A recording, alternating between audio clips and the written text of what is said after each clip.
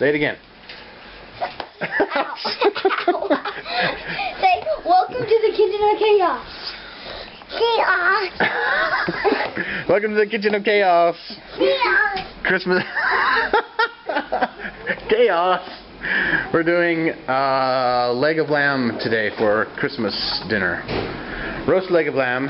We're going to do a sort of rosemary, garlic, coriander, maybe an Eastern spices style, and then we're going to put a plum glaze on it. Or at least one of them. What do you mean ew? Plum glaze on lamb? 14-year-old, what do you know? Garlic, lemon, garlic, and plum. You don't know what you're talking about. Alright, you're excused. So, I marinated the... Can you please stop making noise on purpose, you weirdo? Oh. Garlic and... This is, I brined it into some salty water for about 3 or 4 hours. I've had it dry, and I'm going to make some slits and put some garlic in there, and then we're going to make a kind of a rub with some rosemary. I don't have any fresh rosemary, so we're going to do some dried rosemary, some garlic, some coriander, and maybe some garam masala, and lemon juice and olive oil, and then we'll put them in here and roast them. Here's how my wife helps me put on an apron.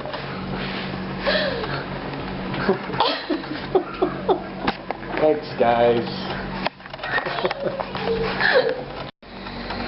So this is a wet rub with a half cup of lemon juice, a quarter cup of olive oil, a tablespoon each of garam masala and Chinese 5-spice.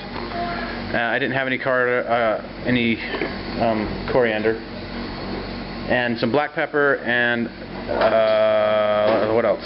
Oh, some thyme, about a teaspoon of thyme, and a quarter teaspoon or half teaspoon of cayenne. Blend it up. Oh, and about 3 teaspoons of dried rosemary. Now I'm going to make some slits in the lamb and put in a sliced garlic clove. Do that all throughout the meat. Did that have gunpowder? Gunpowder? Yeah! No. It was natural salt that has that red dust in it. Oh. From Redmond. So this is, stop rubbing the meat. Can I touch it? No. It's got about 30 garlic. Stop it. So now we're going to dump this marinade on here, or the rub, I guess, and just massage it in.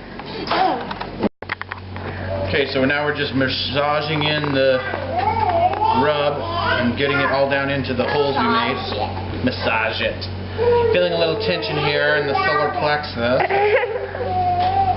And then we're just going to let it sit for a while we get our... Uh-oh, we lost the garlic clove. Get back in there. Random hole. There we go. I'm going to hold it by myself. Okay, then we're going to just put this on a bed of carrots, onions, and potatoes and roast it. Start it at 400 for 30 minutes or 20 minutes, and then turn it down to 300, and then we'll... Forgot to put a dang timer. I'll have to get a timer. I mean a meat thermometer. Okay, cut. We got some carrots and potatoes and onions. We're going to do a little bit of salt and pepper on those and some olive oil. And then we're just going to put these in the hot oven for 25 to 30 minutes and then turn it down to 300 until it's done. So this is the kale salad that's going alongside. So it's been about 40 minutes at 400. It's looking delicious, smelling wonderful. I put in the remote thermometers. And we're going to turn it down to 325 for 40 minutes or so, and we'll just wait until this gets to about 130 or so, and that'll be about medium rare-ish after it comes up to temperature, and then we'll be able to have some variety, medium rare and medium well on the ends where it's thinner. Bye. Okay, so I forgot I'm supposed to make a glaze for this, so I'm using, what did I do with that? Oh. It's sweet chili glaze, basically chili jam jelly, and I'm going to put some thyme in here, and I'm going to put in some fresh plum preserves that we got off our trees, and some balsamic vinegar maybe, and some pepper, and maybe some cayenne if it needs some more heat, and then kind of just let it reduce. Isn't that beautiful? What's in it, honey? It's kale, blueberries, mandarin, Clementines. clementines, pistachios, Pistachios and pomegranate seeds. and the dressing is going to be mandarin orange, no, clementine, mandarin, Orange juice with not mandarin orange juice, tangerine juice. tangerine juice with some vinegar and Agave and olive oil. Okay, delicious. So the temperature is about 122, and I just put some glaze on. Chickens don't fly. Some of them do. That's plum glaze one. I think I'm going to leave the other one just plain for the people who don't like plum glaze for some reason. Alright, so I got too impatient. I took them out at 125-ish. So we're going to let them sit for 15 minutes, and they'll probably come up to about 135. And then that's the plum glaze. And that is the one that I just left without the glaze. And that looks awesome. So this is the glaze that I made, and it's got some plum jam and some chili and sweet chili glaze.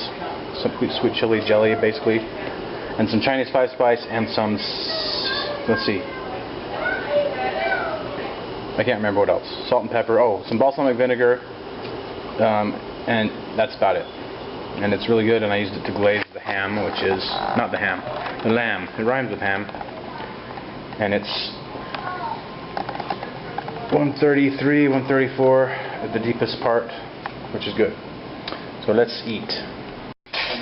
So that's our plum glazed ham. This is our regular, just roasted, crusty ham. Lamb. Sorry. Lamb. I've got a problem. It rhymes with ham. See you next time on the kitchen, okay, y'all?